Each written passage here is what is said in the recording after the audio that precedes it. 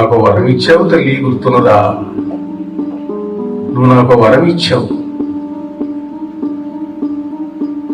మీరు అడవుల్లో ఉన్నారు తల్లి. మహారాజు కుటుంబంలో పెరిగిన వాళ్ళు, అనంత వైభవంతో ఉన్నదాని నువ్వు ఈ అడవుల్లో ఈ నారచీరలతో వీటితో ఎలా ఉండగలుగుతావు తల్లి? కానీ ఉండక తప్పదు కదమ్మా అన్నది. అట్లా కాదు, నేను నీకు వరం ఇస్తున్నాను. శ్రీరాముడి కంటికి నువ్వు ఎప్పుడూ కూడా ఎట్టి పరిస్థితుల్లో ఉన్నా, నువ్వు నారచీరలు కట్టుకున్నా, గోనె బట్టలు కట్టుకున్నా, ఏమి కట్టుకున్నా సరే, చీనాంబరాలు ధరించి, రత్నాభరణాలు ధరించి, రమణీయమైనటువంటి రమ్యమైనటువంటి రీతిలో మహోదాత్తమైన వైభవంతో స్వర్ణ మణిమయ వస్తువులతో నువ్వు భాషిస్తూ రాముడి కంటికి కనిపించుగాక అని వరం ఇచ్చింది.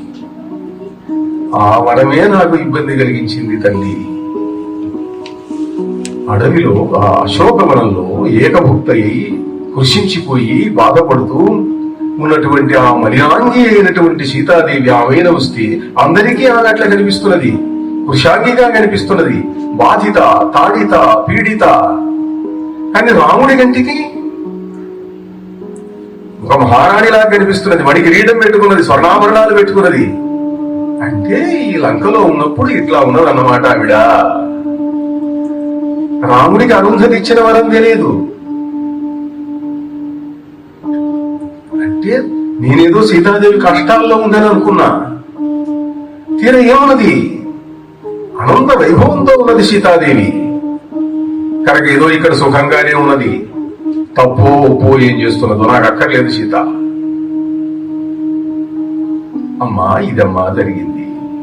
నువ్వు ఇచ్చిన వరం ఇలా అయింది తల్లి. అరుంధతి ఒక్కసారి ఆగ్రహావేశం కలిగింది. సత్యనారాయణ గారు అంటాడా, వృద్ధురాలు కనురెప్పలు ఇలా ఎత్తి రాముణ్ణి చూసి ఏమిరా రామా అన్నది. గడగడ ఆడిపోయినాడు రాముడు. అంటే ఒక దృశ్యం వెనకాల ఒక అద్భుతమైనటువంటి తాత్విక విశ్లేషణ, మనస్తత్వ శాస్త్ర విశ్లేషణ ఎలా ఉంటుందో ఈ కల్పన వాల్మీకల్లో లేదు. సత్యనారాయణ గారి కల్పన ఇది. మహాకవులైనటువంటి వ్యక్తులు అనేక చిత్రాతి చిత్రములైన కల్పనలు చేస్తారు. ఒక ఘట్టం వస్తుంది, ఆ ఘట్టంలో ఏమి చేస్తే బాగుంటుంది వాల్మీకి చెప్పాడు, వ్యాసుడు చెప్పాడు, నిజమే. కానీ అంతకంటే మరొకటి ఆ మూల తత్వానికి భిన్నంగా లేకుండా మనం కల్పన చేస్తే ఎందుకు చేయకూడదు అని అనుకున్నారు. అనుకోని మహాకవులు అటువంటి కల్పనలు చేశారు. పురాణ వాంగ్మయంలో కూడా అలాంటివి ఎన్నో సంఘటనలు కనిపిస్తాయి. వ్యాసుల వారు భారతం రాశాడు. 24 సహస్రాణి 24 శతాని చ అహం వేద్మి శుకో వేత్తి సంజయో వేత్తి మానవా.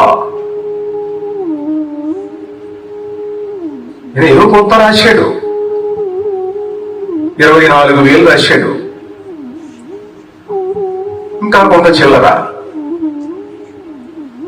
శిష్యుడి కుమారుడికి వినిపించాడు, శిష్యులకు వినిపించాడు. భారతం అన్నాడు, జయం నారాయణం నమస్కృత్య నరంచైవ నరోత్తమం దేవీం సరస్వతీం వ్యాసం తతో జయముదీరయేత్. జయం అనేది గ్రంథం పేరు. భారతం. భారతాన్ని వైశంపాయనుడు జనమేజయుడికి వినిపిస్తున్నాడు. వినిపిస్తుంటే జనమేజయుడికి మధ్యలో చాలా సందేహాలు కలిగేవి.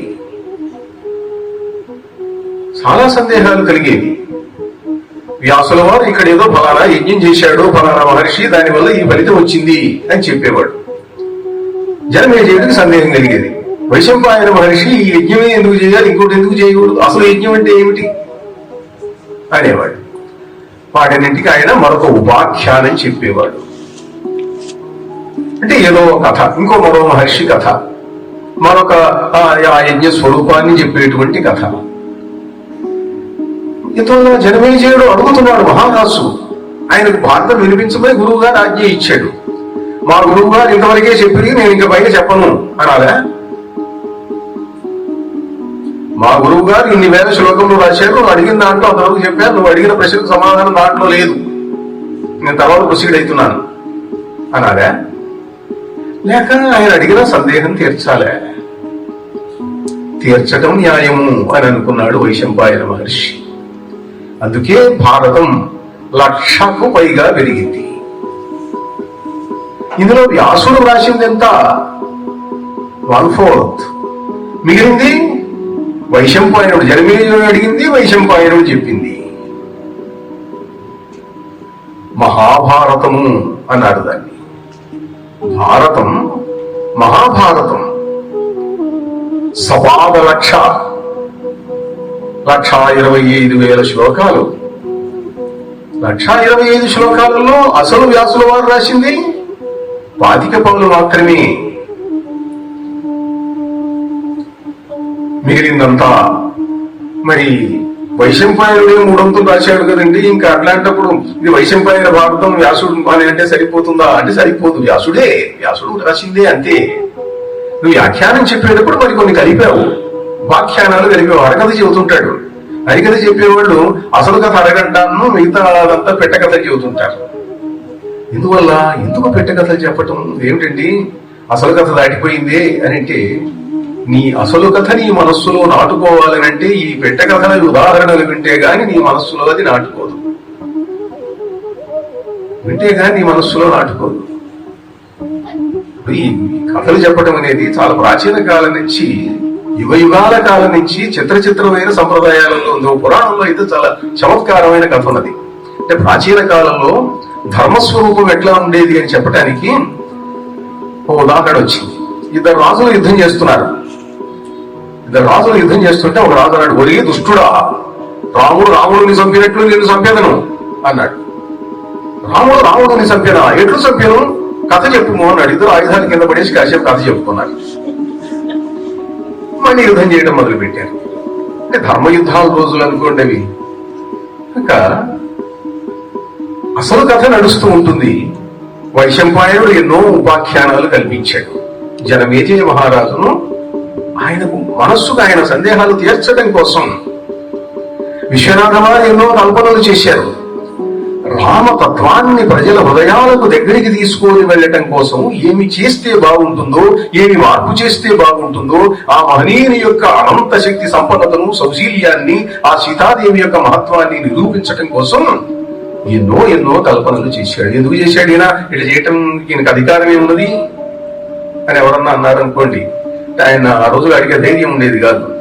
ఇంకోటే తిట్టడానికి సందేహించే మనిషి కాదు ఆయన. ఒకసారి ఎవరో ఉన్నారు, మరీ పరుషంగా మాట్లాడుతున్నారండి, మీరు కట్టి విరిచి పొయ్యిలో పెట్టినట్టుగా మాట్లాడుతున్నారు అంటే, అదేమిటయ్యా, నేను చాలా కాలం మీద అట్లా మానేసి కట్టి విరిచి పొయ్యిలో పెట్టినట్టు ఎప్పుడో మాట్లాడానండి, ఇప్పుడు విరవకుండానే పొయ్యిలో పెడుతున్నాను. కనుక ఒక్కొక్కళ్ళది ఒక్కొక్క తీరు. మరల ఇదేల రామాయణం వన్నచో ఈ ప్రపంచకమెల్ల ఎల్లవేళ తినుచున్న అన్నమే తినుచున్నదిన్నాళ్ళు తన రుచి బ్రతుకులు తనవిగానా. రామాయణాలు ఆంధ్ర సాహిత్యంలో 100-200కు పైగా వచ్చినాయి రామాయణాలు. అయినా మళ్ళీ నువ్వు రామాయణం రాస్తున్నావు, ఎందుకు రాస్తున్నావయ్యా అని అడిగారు. అడిగితే మరల ఇదేల రామాయణం వన్నచో ఈ ప్రపంచకమెల్ల ఎల్లవేళ తినుచున్న అన్నమే తినుచున్నదిన్నాళ్ళు తన రుచి బ్రతుకులు తనవిగానా. మీ ముత్తాతల కాలం నుండి, అనాది కాలం నుండి మీరు అన్నం తింటున్నారు. వాళ్ళంతా తిన్నారు కదా, నువ్వు మానేసావా? నువ్వు తింటున్నావు. చేసిన సంసారమే చేయుచున్నది తనదైన అనుభూతి తనదిగానా. మీ నాయన సంసారం చేస్తే నువ్వు పుట్టావు, మీ తాత సంసారం చేస్తే మీ నాయన పుట్టాడు. వాళ్ళందరూ చేశారు, ఇంక నేను ఎందుకు లేదు, నువ్వు ఊరుకుంటున్నావా? నువ్వు యథాశక్తి చేస్తూనే ఉన్నావు. ఎందువల్ల నీ అనుభూతి నీది కనుక. చేసిన సంసారమే చేయుచున్నది తనదైన అనుభూతి తనదిగాన.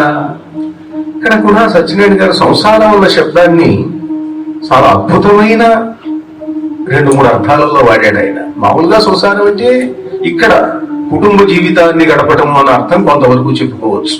అని మరొక చోట పక్కనే అంటాడు ఆయన, ఈ సంసారం అదెన్ని జన్మలకు నేని మౌని వాల్మీకి భాషా సంక్రాంత రుణంబు తీర్చగలదా.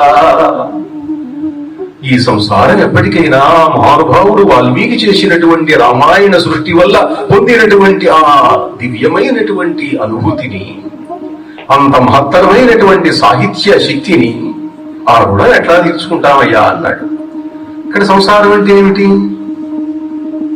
ఇక్కడ సంసారం అంటే ప్రపంచం. ఈ ప్రపంచం ఎప్పటికైనా ఆయన రుణం తీరుస్తుందా? శంకరుల వారు వాడారు, పునరపి జననం పునరపి మరణం పునరపి జననీ జఠరే శయనం ఇహ సంసారే ఖలు దుస్తారే కృపయా పారే పాహి మురారే. ఇక్కడ జనన మరణ చక్రం